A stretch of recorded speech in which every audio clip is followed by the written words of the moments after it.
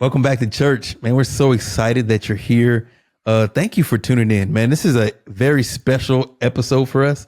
This is our 50th episode. 50th? Is that a Yeah, that's no, my that was Texas perfect. accent. You nailed it. Episode 50. It's crazy. Episode 50. Let's go. So Yeah. today we're gonna have a conversation around a topic that I believe it's near and dear to our hearts, but we're gonna talk about purpose today. On purpose. Like Yeah. in your life, like what are you doing that's on purpose? Are you letting life live you, or are you living your life on purpose? What does that look like? What does that feel like? What does it look like living your life on purpose for God? So today we're going to dive deep into purpose, deep into what it means to us, what it means in your relationship with God, and what it means in your day-to-day life. Because I believe that we often mark time like it's free. And we waste time because we think we have an abundance of it, because we're not doing things on purpose. So for me, purpose feels like having a direction and having a goal and having a reason why I exist. Yeah. And often people will say, like, what's your purpose? And they'll start naming off people and things. And I think that's interesting that we tie our purpose to people, loved ones, spouses, children, and things. Like, I want to achieve this, I want to do this. But if you really drill down to a solid purpose, if you attach it to people or things, eventually the people and the things will fail you and your purpose will be off. Right. So one of the number one reasons why I love following Jesus is he's my purpose. He's the reason I'm here. Not only he's my creator, he has a purpose that he designed me for. And although my family, my friends, and the things that I'm attached to, they're a part of that purpose, he has a greater purpose for me, and that's to bring him glory. That's to help people get to know Jesus, and that's the greatest purpose that you can ever have. And it doesn't matter what I'm doing. I could be playing basketball. The purpose is still to help guide people to Jesus, how I live my life, how I walk through this life. And along that journey, right, I get to also impart the love of God into my family, my friends. I get to make some money along the way. I get to have some fun, but my purpose remains, right? While God has me on this earth, is to be a representation for him, to be a voice for him, to be kindness where there's no kindness, to be love where there's no love, to be heat where it's cold. And so that's my driving purpose, and it's solid. And so today, Jason, I want to kind of pick your brain and kind of go back and forth and just look at those areas of our life where we're kind of purposeless. We're just kind of like, we're floating. And maybe somebody today, like, this is the beginning of a new year, right? We're 17 days into a brand new year. Yeah. And this is the time where our New Year's resolutions kind of just, I was in the gym this morning and man, all my machines, all my weights were ready for me. There was nobody there. Yeah. All my new friends are gone. They are. Okay. They're like checked out, right? Yeah. It was, we had a snowstorm here in Tennessee and shut everything down for like a day. And all my New Year's resolutions, people shut down too. That was it. They're not coming. Yeah. Right. So let's jump off into purpose, Jason. Kind of tell me, what do you think when you think of your purpose and kind of how it drives your life? So for me, purpose has always been important. I've never not valued the idea of like a legacy or the ripples, I guess, everything you do in this life and rippling out into other people's lives around you, things like that. It's never been, I have never not reflected on it, but I will say this, I've not always approached it in the right way. So sometimes like, your purpose being like, I want to impact people's lives. And so that can turn into, in a positive way, like I'm going to do things that really positively reflect Jesus. I'm going to help people. I'm going to share life with people. I'm going to encourage people. There's other times where I feel like you want to gain favor with people. So then if you don't feel like it's working or you're with the wrong crowd, maybe you'll pour in the wrong way. Here's the thing that I was kind of reflecting on a little bit while you were talking is whether you're doing the right thing or the wrong thing, you're doing it on purpose. right? So when we talk about purpose in life, this is really interesting to me. You were just talking about the gym and like you're showing up on purpose. Like you have to wake up, you set the alarm, as if you're going early morning, if you're going late night, it doesn't matter. You set the time aside and you know, I'm going to the gym and I'm going to get some work in. Now here's the thing. You can be purpose driven in terms of getting to the gym. What you do at the gym, you also do on purpose. So if you're the guy that goes to the gym or girl that goes to the gym and it's like social hour and you walk around and you know whether you're lifting weights or not, it isn't like not a lot of people are keeping track, but you're keeping track. You're doing something on purpose. Well, in the same way, you can hit snooze on purpose. And I kind of reflect, and maybe it helps having kids a little bit. There's not a lot of things in life that I do on accident, even though maybe I want to give myself an out and say like, well, I didn't mean that, or I just did that out of emotion, or, you know, I want to give myself some grace. So like, hey, I didn't mean to do that. Well, on purpose really reflects a lot of things that we do. So for instance, I want my purpose in life to be to bring people together. Okay. So then in conversations, I have a choice. Do I reflect Jesus in that? Do I make it available to people? They feel connected to me? Do I feel like I'm bringing people in? Or when the temptation hits, am I also occasionally on purpose, like gossiping or enjoying some juicy details that I don't need to get into? You know what I mean? Like there's purpose in all the things you get to choose to do. And so I don't know, with kids, the phrase that kept coming back to my mind over and over again, I didn't mean to. It's like, well, maybe you didn't hope for the negative outcome that came, but to say you didn't mean to, that's in 2025 what I'm reflecting on in my life, like doing things on purpose. So I didn't mean to eat the whole bag of Doritos. Sorry, eat the whole bag of corn chips of generic brands, like, you know, no shade at any one brand, but I didn't mean to that. Well, that's not true because you are actively putting that food in your mouth. I didn't mean to eat unhealthy. I didn't mean to hurt that relationship in my life. I didn't mean to spend a year and not improve myself, whatever that looks like. You were just talking about those New Year's resolution people, right? Well, I didn't mean to let it go. Well, that's fine. But if you're saying that, you have to be intentional in not letting it go. You have to do something on purpose to then reflect that you have a purpose, right? So this is kind of weird. You have to work towards your purpose on purpose, right? You have to choose those things every single time, even when it's hard. And I think that's where I'm reflecting on my life in here in episode 50. I'll tell you one thing. We have had to record on purpose every time. Let's go. There's nothing that accidentally hits record for us. We don't just, you know, like none of the equipment comes together by itself. The microphone doesn't move itself. The headphones have to come on. Like there's a lot of practical things that happen where we choose to do it because when you combine those things, when we're wearing the headphones and I can hear you, when I pull the mic in close enough, when I have the lighting and everything is set up, now that we've done it on purpose, it can maybe feel easy. It can feel like it came together, but you have to choose the things that you're doing. Ooh. So what are you doing on purpose? Because you're either doing one or the other. Like we either record the podcast or we don't, but both, it's on purpose. Yeah. Not often in life are you actually just sitting stationary and waiting for life to happen to you, though I think that's what we tell ourselves, right? Like, I'm just going to wait around and wait. Well, you still have to choose what you're doing day to day. And if you're doing nothing, you are choosing something, right? So that's all. And that's my encouragement is I think God calls us to a purpose. And I think we talked about it last episode, your massive transformational purpose that Peter Diamandis talked about. Well, like that's part of all of this is I think we're designed to develop our purpose, to be utilized in a way. We are jars of clay waiting to be filled, right? Ready to be molded. And none of us are the same. And so then what does that look like for people? Can I encourage somebody in 2025, like start thinking about that, writing things down, doing something on purpose towards your purpose? Let's go.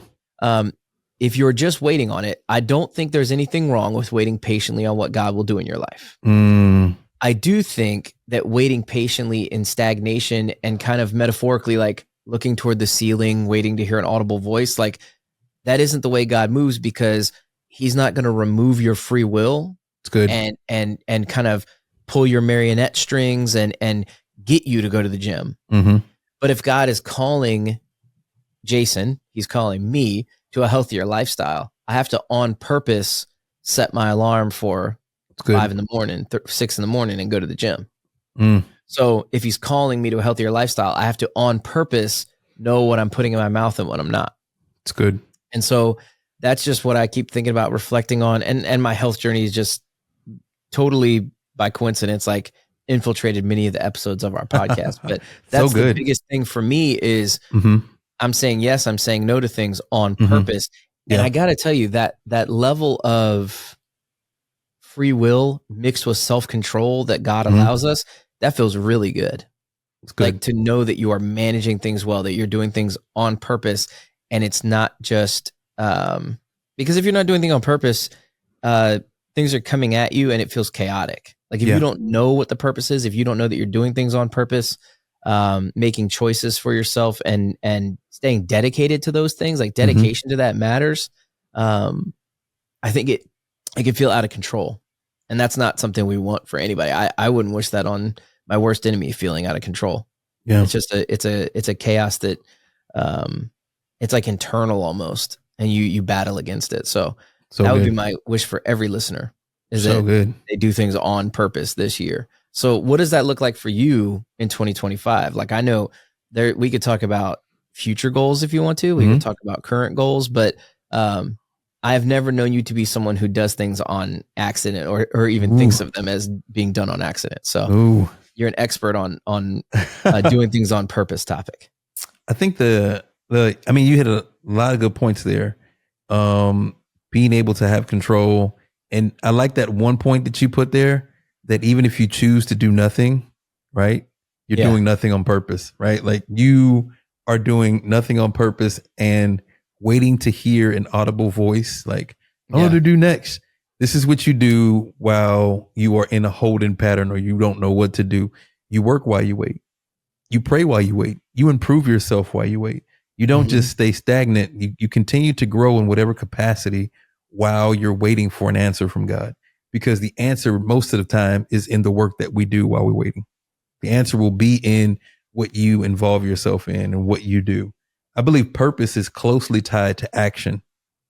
Like you can't like work your purpose without action. Yeah. And this is why location is so important.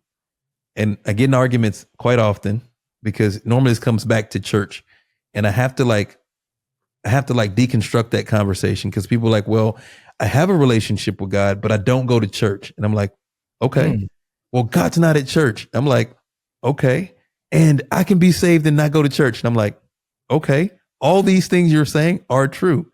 They're all true. I'm just going to make the argument for it's more difficult for your life to stay on track with God if you don't have a local church.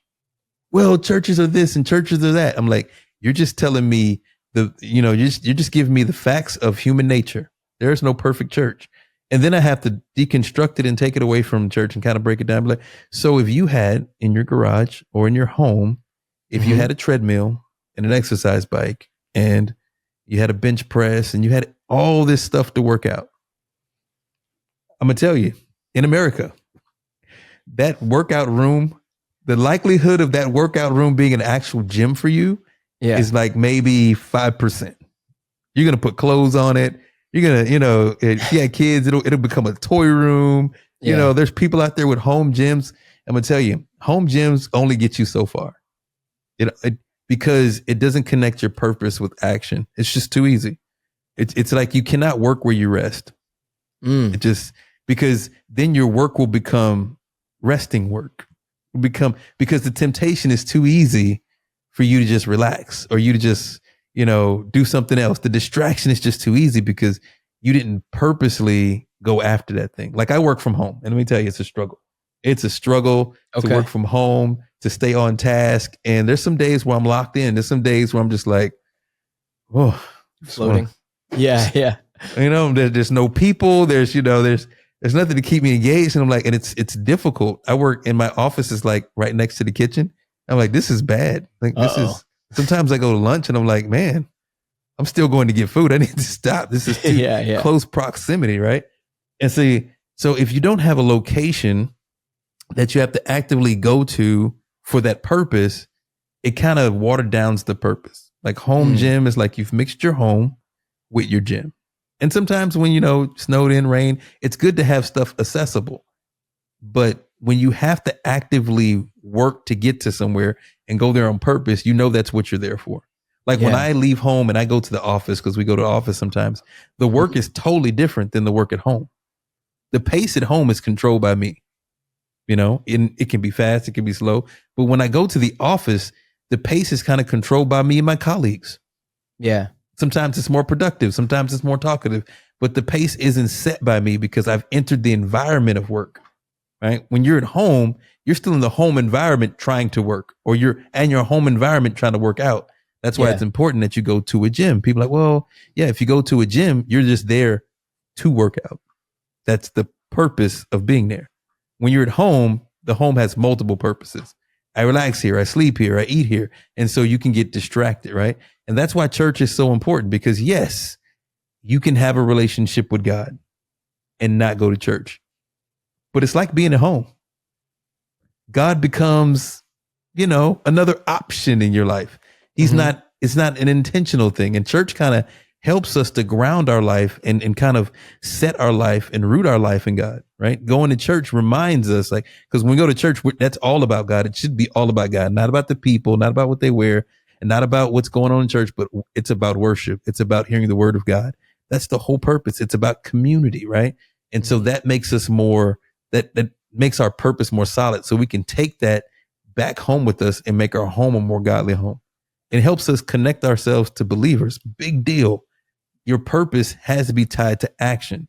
The action has to make you uncomfortable. Can't be a comfortable action. Yeah. It has to be uncomfortable. So why does going to church, like the whole going to church thing, connect you closer to God? Because you got to get dressed. Come as you are. Yeah. But you got to get in your car unless you live across the street from the church. Even if you live across the street from the church, you still have to go into church. Right. And then when you go to church, you got to be intentional about where you sit and who you talk to, and, listening, sitting there and actively listening, participating, being a part of worship. It's all action tied to your purpose. Right. But if you just roll out of bed, cut on the television, you do that when you're watching Yellowstone. You do that when you're watching Netflix. So it's not really it's, yes, you're watching church, but you're not actively in there. Yeah. You're not connected to it. Yes, you rolled out of bed and you got on your treadmill at your home. Right. And you did your work. But if you went to the gym, got on a treadmill, there probably would have been somebody there on the treadmill too. Yeah. And the competitive spirit is, wait a minute, you're running faster than me, or you're running longer than me, or there's always some elements there that push you. Yeah. When we take away the elements that our comfortability, we grow in our purpose. And so you have to tie your purpose to an action. And a lot of that is connected to location. Yeah. Right? Your purpose has locations and you got to seek them out.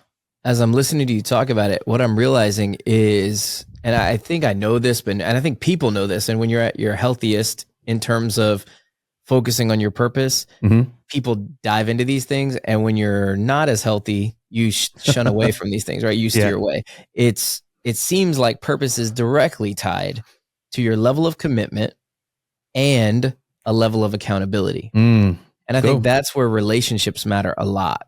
So I'm committed to a goal, and maybe you do have your treadmill at your house, and maybe you're committed. Maybe you do it all the time, and that's where you lock in. And by the way, whatever percentage of people that it is that are like truly healthy, like congratulations. Like we're not, there are some people who are abnormally committed internally, right? But I think for a lot of people, and I think I'm one of these people, is commitment is really tied to accountability, right? And commitment, like doing things on purpose is tied to the commitment I make. I'm going to go to the gym. And then accountability is working out with others, or, I'm posting daily on social media. I'm only posting this year the check-in, like a health check-in, kind of reflection, it's kind of like a running journal for the social media. But the truth is, I include my weight because it's the most direct measure of, I was at some number that was unhealthy and high. Now I'm coming down to a reasonable, more healthy level, and doing the right things aligns with that, right? It's just a number you can use to track things, but it's holding me publicly accountable. So I know I can't fudge the numbers. I can't work out at home and maybe eat unhealthy and then like pretend like I'm eating healthy when I go have a salad at lunch and then eat all the chocolate in the house at night. You know what I mean? I have to maintain, when you're publicly accountable, then it's like really hard to lie or fudge the numbers or pretend like things are different than they are. Right? When you see me every single day, and a month after, like I've been tracking and accountable, and you see the number go down, right? Like, oh, your weight's going down. But in person, you're like, that sweater's fitting tighter though. Everything okay? Eventually people would start being like, it doesn't look different aesthetically. Like, are you sure you're losing? Like, eventually people start calling you out a little bit, and that's public accountability. And so I think that's actually healthy. I think when we don't want accountability, especially when it comes to our purpose and how we're, and the motivation we have, the commitment we have, when we don't want accountability is, I think, when we know intrinsically, like, maybe I'm not holding up my end of the bargain on this thing. Yeah. Right. And especially if you're a leader of other people, if you're going to be forward facing, and that's something I desire to have, is to be forward facing, out in front of other people, being a part of a larger community that I get to help lead, then you need to be healthier. And so what I realized is I need to hold myself accountable, not just to the desires of what I want, but accountable to the reflection that I have and the influence that I'm having on other people. Good. And you want that thing to be positive. Why would you want a negative influence on people just to maintain a negative habit that you have? Right. And so I think that's what it is maybe we could talk about this a little bit, is what are you doing? What was I doing? And I think that's what I had to reflect on. What do we do that gets in the way of our purpose? And I think sometimes we know it, and we're just, maybe it's fear, maybe it's selfishness or desire to just, I don't want to be held accountable for, the rest of the year, because I just want to eat what I want. I want to do what I want. I want to make the choices that I want. I want to do these things that are unhealthy. Maybe I just want to dive into like what I know is just a little bit of sin. Like, we'll just be fine. It'll be cool. And we'll worry about it later. We'll pray about it on Sunday. But what does that look like? I think, again, as I talked about, that looks like chaos. I think we end up in turmoil. And I think the reason we're doing this episode is to say, we don't want that for anybody.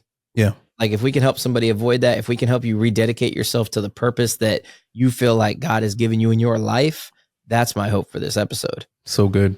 Is to, I don't know, reignite something. Yeah. Like, so maybe, are there times, Warren, where you have felt like your purpose was slowed or numbed, or maybe even in jeopardy? I mean, I don't mean to be too dramatic about it, but what do those times look like, and how did you flesh those out? Like, can you reflect on that a little bit? Oh, absolutely. Man, I like this term that, that people, it's, I don't even know if it's actually a in style term anymore, but it's like, life be lifing, Okay. And, have you heard that one, buddy, Professor? You're cool. Yes. Life be lifing. And I'd be like, man, that hits hard. It's like not that. quite. It's not quite at the level of like Riz, that people use. And maybe, that's funny. That might be old now. Like, I'm not, but it's like, life be life. And I'm familiar with that. Life be life. And I'm like, man, that hits hard, because life will get you off of your purpose. It will get you, it's almost like when you align yourself with your purpose and you lock in, right? That's one of my key terms. When you lock in and you're like, boom, I'm setting, here comes life. And life's like, oh, you locked in? Boom, let me knock you off of your plan real quick, right? Yeah, It's yeah, yeah. like, it's always somebody's birthday right after you start a fitness plan. And you're like, Okay. oh man, cake? Oh, you ain't gonna have a birthday cake? Like, come on, man. I'm not having cake, right? Or, a holiday comes up and you're 2 weeks on a fitness journey and you're like, Yeah. all my favorites. Like, life be Yeah. life, and Yeah. or an anniversary comes up and you're like, yeah, I'm just gonna have a salad at my anniversary dinner. Whatever it is that comes to kind of like just knock you off of and those are like the softball things. When major things happen in life, and I'm talking about major things that happen is usually followed by destruction, death, or disaster. Yeah. Destruction. Something happens and something in life gets destroyed. A relationship, a work thing, a company, whatever. Whenever there's destruction, you're gonna find yourself just kind of out of control, just trying to patch holes, right? When death happens, there's an adjustment there. Some people have a very hard time, and I've experienced this, just getting back to a norm. Like when you lose somebody who's always been there, someone's close to you, and you can even tie death to the death of relationships or the death of just friendships and stuff. That will throw you kind of off your purpose. And for me, that's one of the big things. Like I've experienced like just the destruction and death in my in my life and throughout my family, and it's hard to maintain your purpose during those times. It's almost like you go through a season where it's like advanced mourning. Like you go through a period where if you lose something, you're gonna mourn it, right? But then you go through a period of like, my new norm. Like, how do I push forward from this? Like, how do I adjust to this brand new life with everything being different? And the only answer to that is you seek God and allow Him to direct you through that.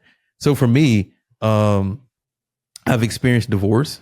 And so that really upends your life. It upends your norms, it upends your purpose, and you're just like, you find yourself in like a vault of self-doubt. Like, okay, God, why did this happen to me? Like, what mistakes did I make? Like, and you'll start to ruminate about what happened and what you could have done, or what and then you look at how you were viewed. Instead of looking at yourself the way God views you, or even how you view yourself, you look at how people view you. And this is critical in the Christian community. And it's funny because in the world where, just in society, people will love on you and give you more support than the church. And that's just the truth. Take it from somebody who's experienced it. You have coworkers who don't know Jesus, who will have more compassion and more help for you when they know you're going through a divorce or a situation like that, and less judgmental.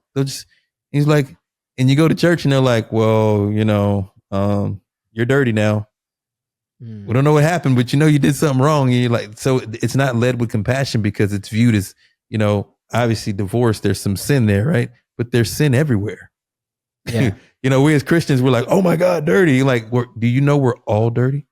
Like, yeah. We're every morning we need God's grace to cover us. We sin without even thinking. Like, and so when we're like, ooh, sin, that's when we get into these, we get into this over religious kind of aspect of being a Christian. And that's a part I'm like, that's not Christ-like. Don't put Christ on that. That's not, He came so that we can be forgiven and washed and cleansed. And if you think that that you, just because my sins are exposed and you can see them, that for some reason that I'm less than what He created me to be, and so you struggle with identity when you're a Christian and you go through a public divorce. And for me, that's just kind of, it made me question, like, am I worth, okay, God, I know I have this purpose and I know that you've called me to do these things, and am I worth, because I've made this mistake, or am I worth, what you've called me to do? And God's like, no, you don't understand. I sent you through that for my purpose. He's like, I make all things new. He's like, you're not really valuable until you're broken. You're not really you're not really ready until you've gone through the fire and you've been tested. And he's like, I don't use brand new bats. I like the ones that have been through the fire, ones that have been through a couple rounds. You know, I use things that are used, things that don't look like they're supposed to do what I'm going to do with them. And that's kind of the beauty out of it. So for me, um, following and staying on my purpose has been difficult in periods of my life where I've had failures. Yeah. And recovering from that takes prayer. It takes following God, and it takes action. It's not going to get any better with you hiding or acting like it didn't exist, or trying to make a new life where it looked like it never, like just covering it up. God wants to expose what we go through, like everything. When you're called to, number one, speak to people, be careful, because God will use your life as the greatest example. Yeah. He'll give you practical things to talk about. Not just the word, but he'll give you things that happen in your own life to relate to people who are going through the same things.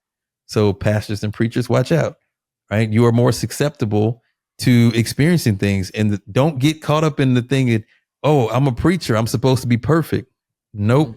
That's not what that means. We have a set of criteria that we're supposed to follow, but we're all going to have things that God uses for us to be able to minister to. Like, I can't minister to alcoholics because I don't drink, never really have, right? But Right. God's called some people to really minister to that, right? Yeah. Yeah. But I can minister to people who are hurting, who've been through divorce and broken relationships, because I've been through it. Yeah. You know, I've been through it, and God's good through it, right? God's good through it, and he brings you out of it, and you learn and you develop. And so for me, staying on purpose through the 3 Ds of life, you know, destruction, death, and disaster, is one of the things that I've kind of, you know, just kind of locked in and kind of prided myself on. And it's humbled me to understand that my journey is not about me, right? I'm living it, Yeah. right? Yeah. Right. But my purpose, and we started this with the beginning, my purpose is to bring God glory. It's not so that I can have comfort. It's not that I can have a perfect life. I've thrown away the idea of that I'm gonna get to heaven and be like, yeah, I did less sin and I did all this right, and be like, I'm gonna get to heaven and be like, thank God I made it. Okay. Like, Yeah. thank Yeah. you, Lord, I made it. The goal was not to appear perfect to people. The goal was to reflect Jesus to people. Yeah. Right. I And I wonder if think, the goal isn't even like I made it to heaven. It's like, I mean, man, I'm glad I'm here. Look how many people I brought with me. yeah, Like, exactly. you know, get as many invitations out to the party as you can get. Exactly. You know? So anyway, I didn't mean to interrupt you. I just reflecting on that. Like, even when our purpose gets jammed up, the thing that you were saying was like, even like in the brokenness, in the kind of what feels like the destruction or damage to our purpose, God's going to actually tie that in. Oh yeah. And I feel that as well, by the way.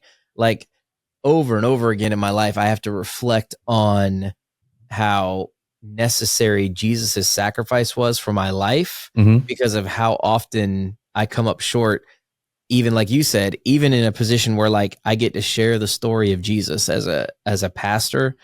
That's the point, is I'm sharing a story about Jesus. It's about me only insofar as, hey, I'm a good example of what not to do. Yeah. Like, if I can give you guys just a little bit of advice, maybe avoid some of these pitfalls if you can, but if you can't, just like I didn't, Jesus is still there. Come on. That's the best news. So I think I totally agree with you. That's like the biggest part. And I think kind of what you were talking about was people's purpose feeling like muted or damaged or bringing doubt, right? And I think that's exactly what the enemy wants, is for you to be thinking about the ways you've come up short all the time, so much that it does cause that paralysis. Yeah. It does cause a stagnation away from your purpose.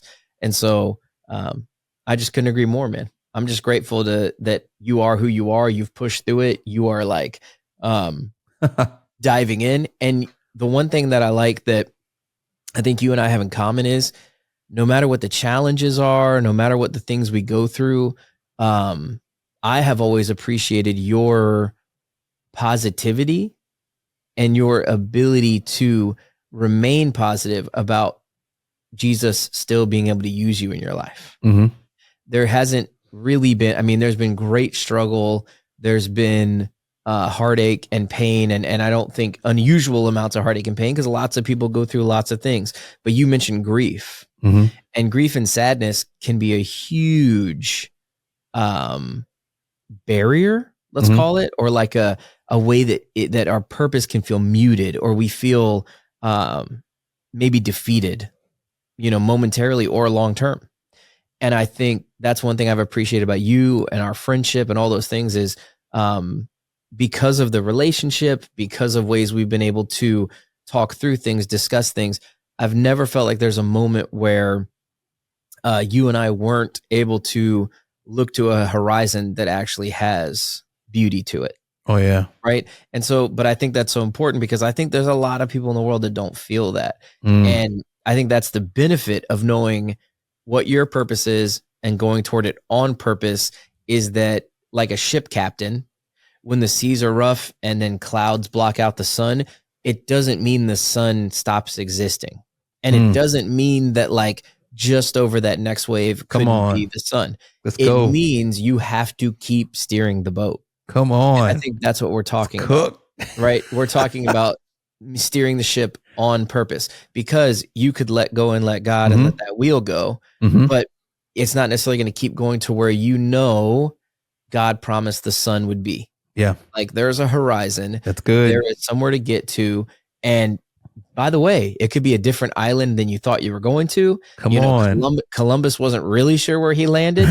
And so in the same way as we're going, like God knows where we will land, and then we get to find out along that journey. But I think we're following the path. And clouds and waves and doubts, and even occasionally letting the wheel go because of discouragement or grief or despair, or even lackadaisical selfishness, whatever the reason is that we let the wheel go, that doesn't stop God's ability to use the journey. Yeah. And it doesn't destroy our purpose. It just means we have to re-engage with it.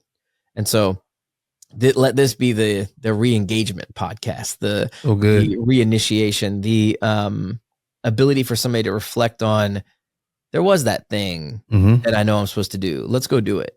That's one thing in my life I'm thankful for too. Age is not a thing. Like there is no path where you've gone a field too far and now God's like, well, I could never use it now. Like you're washed up used goods. I had the pleasure of talking to a gentleman the other day that was 90 plus years old. Let's go. And just sitting and listening and reflecting on the stories he was sharing, you could tell there was some sadness in his recognition that he is relatively near the end of his life and he's thinking about legacy. But the truth is, what I also heard from him was joy over these stories and the experiences, and maybe some of the purpose that can still be found in me listening to those stories as maybe a younger man, that he might take for granted. And so even when you feel like you're past that bell curve of your purpose and you're kind of like, we have this human nature of maybe coasting near the end of our life. Yeah. Your life isn't lacking value. It's that you have to share what you've now learned. Like you've gained wisdom. Maybe that's your purpose. Is I think about, this is really funny. I just thought of like martial arts movies, right? And the young main character is learning the martial art and he's perfecting it. He wants to be the hero. Well, who is the sensei? Who's the leader?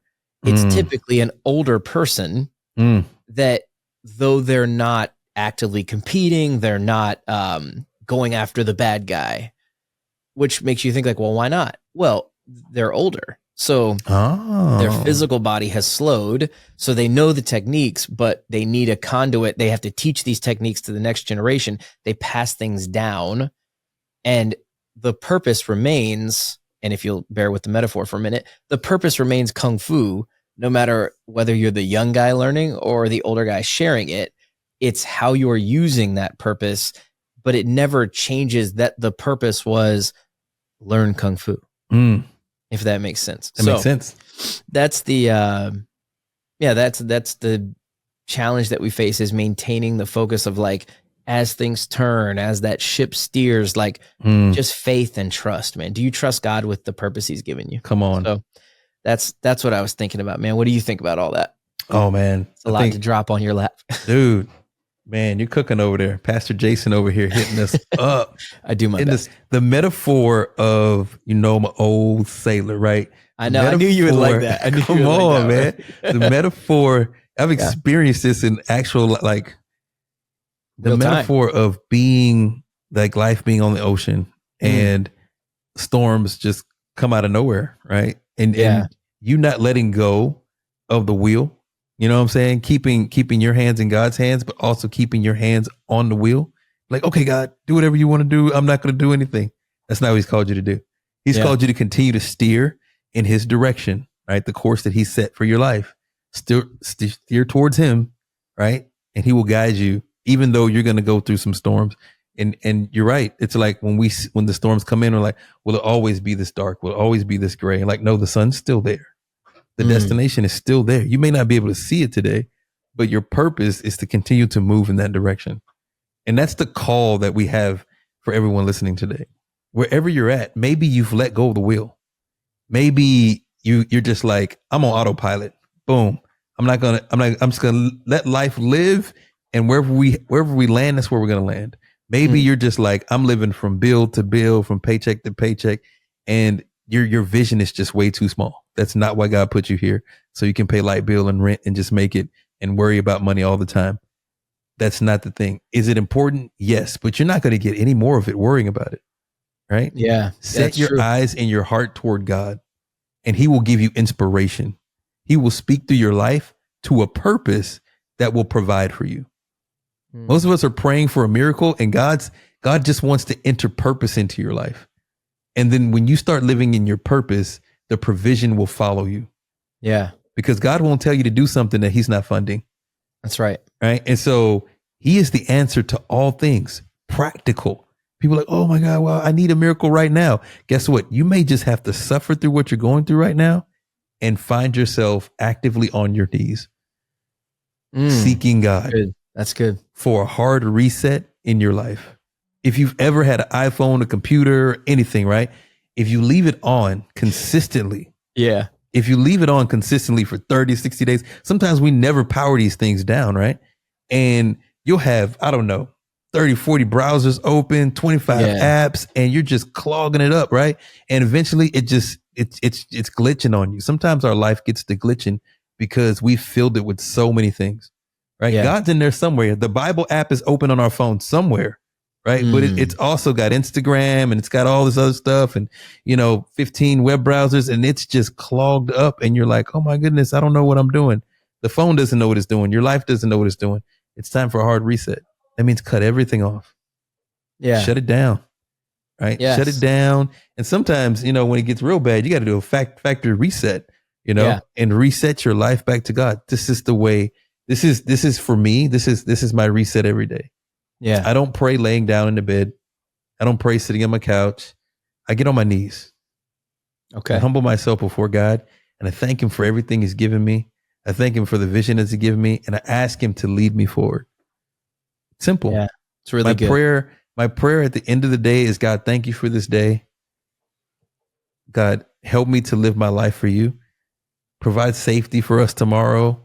Lead us forward. Prayer, reset the life, shut everything down, let God turn it back on for us. And so I believe that's practically, if you find yourself just bogged down by life and you don't really know what your purpose are, you're not following it, just do a reset. Yeah, that's really good. I couldn't mic drop any better than that. So with that, guys, seek the purpose on Absolutely. Purpose and keep steering toward that sun that is still behind the cloud. Absolutely. It's really good. It's really good. I'm glad you like the sailing metaphor, by the way. Good, man. I'm glad you like that. So let me pray us out and we'll Absolutely. Get rolling. All right. God, I just thank you for today. I thank you for the opportunity to share you, to challenge people. Absolutely. Let every person that hears this podcast, God, that they would be able to seek their purpose on purpose, God, that you would remind them of their value, of the energy that they can find, through you, God, to just seek what you have for them. Thank you for the opportunity to just share this time with Warren as we go through the podcast, God. Thank you for all the opportunities that you've brought, and just continue to bless us on our path. In Jesus' name, amen. Amen. Amen, buddy. All right, bud. Hey, I got a awesome meeting with awesome people that I got to go to. So Let's go. I'll talk to you soon, man. I hope you have Absolutely, an excellent man. one. All right. You guys be good. For sure.